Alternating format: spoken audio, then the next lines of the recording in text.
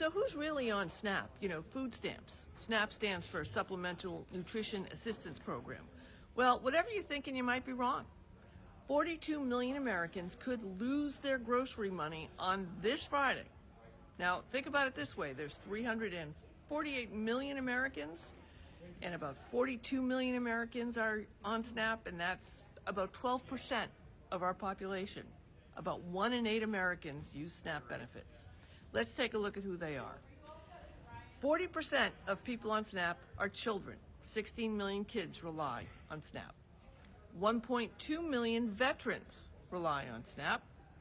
And here's something that's interesting. 22,000 active duty military families rely on SNAP. Yes, people actually serving our country rely on food stamps.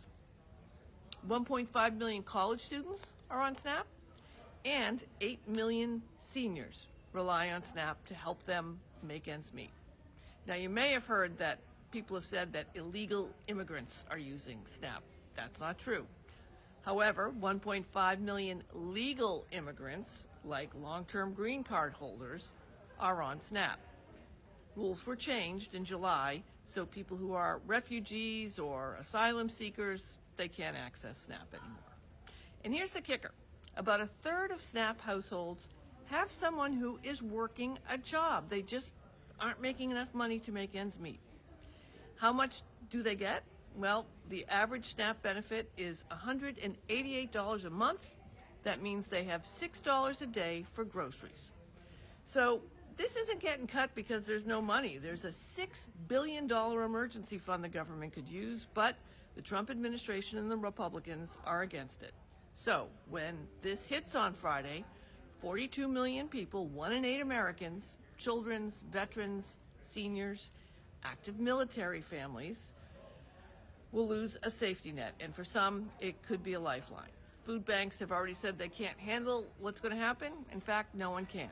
Oh, you might be wondering, how much of our federal budget goes to SNAP? Well, it's only about 1.5% of the entire budget.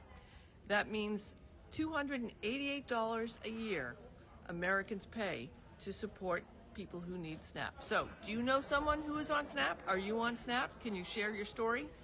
And do you think $288 a year is too much for us to be paying to support children, seniors, veterans, and active military families? Leave your comments below. And follow me. I'm Sue O'Connell. I'm a commentator, and you can watch me on NBC10Boston.com and YouTube.com/NBC10Boston.